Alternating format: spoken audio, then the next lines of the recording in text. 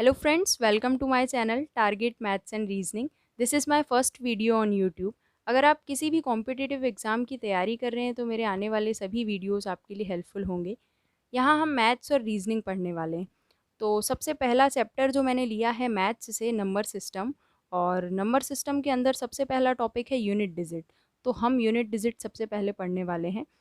तो किसी भी नंबर का यूनिट डिजिट कैसे फाइंड करते हैं, तो अगर सिंपली आपके पास एक नंबर है, उसमें आप यूनिट प्लेस पे जो भी आपको डिजिट दिखेगी वही उसका यूनिट डिजिट है। बट अगर उस नंबर पे कुछ पावर लगी हुई है तब हम कैसे फाइंड करेंगे, या फिर हमारे पास कोई 4 नंबर दे दिए मल्टीप्लिकेशन में, तो तब हम कैसे यूनिट डिजिट फाइंड करेंगे, तो वो आज हम सीखेंगे। तो इसका एक छोटा सा रूल होता है कि अगर किसी भी नंबर का यूनिट डिजिट 0, 1, 5, 6 है, ये चारों में से कुछ है, तो उसका उस नंबर पर कितना भी पावर हो उसका यूनिट डिजिट सेम ही रहेगा, नो चेंज। देखिए इसे एक एग्जांपल से समझते हैं हम। मान लीजिए मैंने यहाँ पे ले लिया 10, इसका यूनिट डिजिट अभी क्या है, 0 है, इनमें से ही एक है। तो इस पर कुछ भी अगर मैं पावर लगा दूँ, मैंने 2 पावर ले लिया, तो आपको पता है कि 10 का स्क्वायर क्या होता है, 100 होता है। तब भी देखिए यूनिट डिजिट क्या आया, 0 आया, और यहाँ पर भी क्या था, 0 था। इसका मतलब ये है कि यहाँ पे कोई चेंज नहीं हुआ। अब एक नंबर ले लेते हैं हम 11। 11 का स्क्वायर कीजिए आप, या क्यूब कर लीजिए, तो इसका क्यूब होता है 1331। 11 का 3 बार मल्टीप्लाई करेंगे तो आपके पास आएगा 1331। यहाँ पर भी देखिए यूनिट डिजिट 1 था और यहाँ भी 1 आ गया। इसका मतलब ये है कि 0, 1, 5, 6 इनमें से कोई भी नंबर डिजिट है हमारे पास, तो उस नंबर की कितनी भी पावर हो उसका यूनिट डिजिट सेम ही रहेगा। एक और देख लेते हैं हम, 25 ले लेते हैं। यहाँ पर 25 का स्क्वायर कितना होता है, 625। तो देखिए यहाँ पर भी ये 5 और ये 5 सेम ही है। अब एक और ले लीजिए, मान लीजिए मैंने ले लिया 6, या ले लो 16 ले लो। तो 16 लिया तो कितना होता है इसका स्क्वायर, 256। तो यहाँ पर भी 6 था और यहाँ भी 6 आया। इसलिए ये फैक्ट है कि 0, 1, 5, 6 अगर है आपके पास यूनिट डिजिट में, तो उस नंबर की, वो नंबर कितना भी बड़ा हो और उसकी कितनी भी बड़ी पावर हो, उसका यूनिट डिजिट आपको निकालने की ज़रूरत नहीं है, सेम ही रहेगा। तो ये तो इसकी बात हो गई। बट इन डिजिट को छोड़कर अगर कुछ और डिजिट होगी हमारे पास, तब हम क्या करेंगे, तो वो हम देखते हैं। सबसे पहला क्वेश्चन है मेरे पास, ये जो नंबर है 2137, इसकी पावर है 753। सबसे पहले मुझे ये देखना है कि इसका यूनिट डिजिट क्या है, तो 7 है इसका यूनिट डिजिट, मतलब इनमें से कोई नहीं है। तो तब हम क्या करेंगे, तो तब हमको 4 से डिवाइड करना है इसकी पावर में। तो इसकी पावर है मेरे पास 753, इसमें मैं 4 से डिवाइड करूँगी। आप चाहें तो यहीं पे 4 से काट सकते हैं, और फिर देखते हैं हम कि रिमाइंडर क्या बचता है। 1 टाइम गया 4, फिर 35 8 बार में, 32, फिर 33 और 8 बार में 32। तो मेरे पास ये 1 आ गया रिमाइंडर। तो ये जो 1 आपके पास आया है रिमाइंडर, इसकी पावर लगानी है आपको, 7 की पावर लगानी है। ये रिमाइंडर जो है 1, इस यूनिट डिजिट में इस रिमाइंडर की पावर लगाना है। तो 7 की पावर 1 मतलब 7।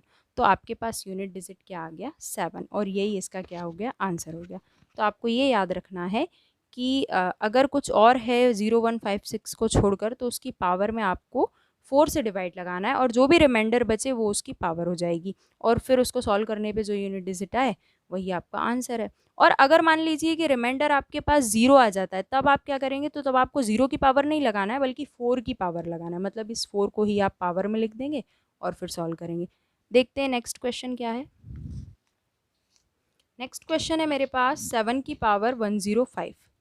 तो देखिए यहाँ पर भी 7 है, मतलब 0, 1, 5, 6 में से अगर कुछ होता तो इसका यूनिट डिजिट सेम ही रहता। बट अभी आपको पावर में क्या करना होगा, 4 से डिवाइड करना होगा।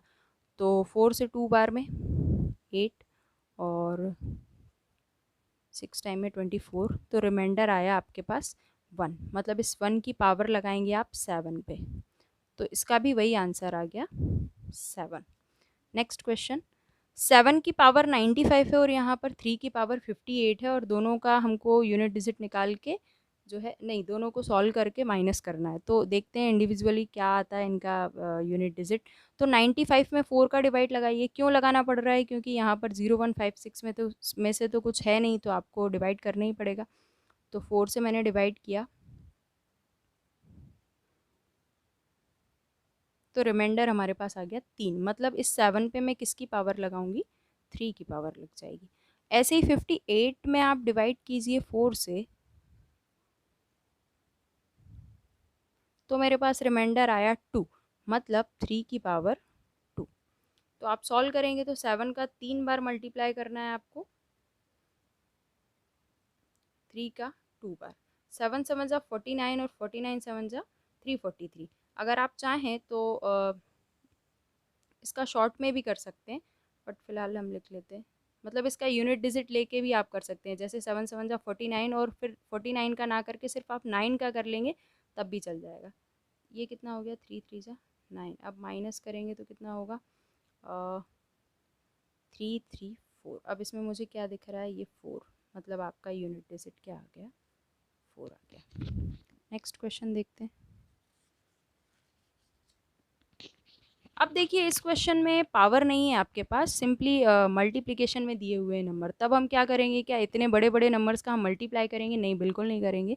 तो कैसे करना है देखिए, आपको एक चीज़ मैं बता दूं कि अगर मेरे पास मान लीजिए 25 है और यहाँ पर है 12, इन दोनों का अगर मुझे मल्टीप्लाई करना है तो मैं कैसे करूँगी, सिंपली जैसे हम करते हैं 12 5 जा 60 और ये हो गया 300। तो यहाँ पर मेरे पास यूनिट डिजिट क्या आया, 3 आया। जब मैंने 25 का 12 में मल्टीप्लाई किया तो मेरे पास यूनिट डिजिट आया 0, 0 आया। तो लेकिन 25 का 12 में करना ज़रूरी नहीं है, अगर आप सिर्फ इसका 5 ले लें और इसका 2 ले लें और इन दोनों का मल्टीप्लाई करें तब भी आपके पास यूनिट डिजिट 0 आएगा। 5 2 जा 10, तो यूनिट डिजिट उसमें भी क्या आया, 0 आया। तो मेरे कहने का मतलब ये है कि आप पूरे नंबर का मल्टीप्लाई ना करके सिर्फ उनके यूनिट डिजिट्स का मल्टीप्लाई करते हैं तब भी आपको जो यूनिट डिजिट है वो मिल जाएगा, जो फाइनल सबका यूनिट डिजिट बनेगा वो मिल जाएगा। तो मैं 4 का करूँगी 8 में मल्टीप्लाई तो कितना हो जाएगा, 32। अब इस 32 के 2 को ले लीजिए आप और इसका 4 में मल्टीप्लाई करेंगे तो 2 7 जा 14। अब 14 का 4 लिया और इसका 3 में मल्टीप्लाई तो 4 3 जा 12। 12 में यूनिट डिजिट क्या है, ये 2। बस ये आपका आंसर हो गया। अब इस क्वेश्चन में हमारे पास पावर है तो वही करना है। अगर 0156 में से कुछ है तब तो सेम ही रहेगा, और अगर नहीं है तो फिर हमको 4 से डिवाइड करना होगा। तो इसमें मेरे पास 4 है पीछे, मतलब आपको 0156 में से तो कुछ भी नहीं है तो डिवाइड करेंगे इसकी पावर में। तो डिवाइड किया मैंने 4 से, 4 4 जा 16, 1 और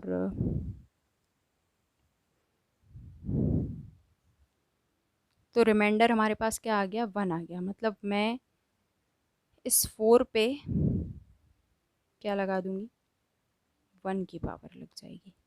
और यहाँ पर मैं देखूंगी 5 है, जो कि 0156 हमने पढ़ा था, रूल होता है 0156 में से कोई एक हो तो उसका उसकी पावर कितनी भी हो यूनिट डिजिट सेम ही रहता है, मतलब इसका 5 का 5 ही रहेगा। और यहाँ 1 है, 1 का भी 1 ही रहेगा। तो आप इसको सॉल्व करेंगे तो क्या हो जाएगा, 4 5 जा 20। 20 में यूनिट डिजिट क्या है, ये 0, तो आपका आंसर आ गया 0। नेक्स्ट क्वेश्चन हम देख लेते हैं। 17 की पावर है आपके पास 1999, 1999। और यहाँ 11 की भी वही पावर है और 7 की भी वही है। तो अब देखिए यहाँ 7 है, मतलब आपको डिवाइड करना पड़ेगा। 0156 नहीं है, इनमें से कुछ होता तो नहीं करते, बट अभी करना पड़ेगा। तो 199 में आपने 4 से डिवाइड किया तो देखते हैं क्या आता है हमारे पास रिमाइंडर।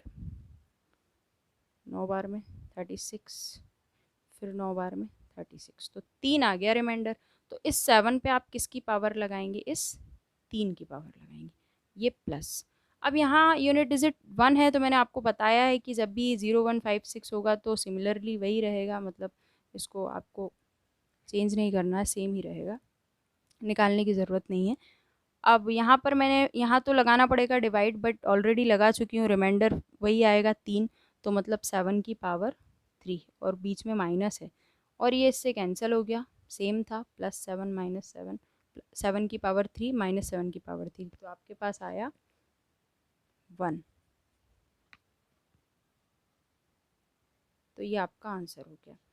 तो ये कुछ क्वेश्चन थे, यूनिट डिजिट निकालना था जिनमें, और आई होप आपको समझ में आया होगा।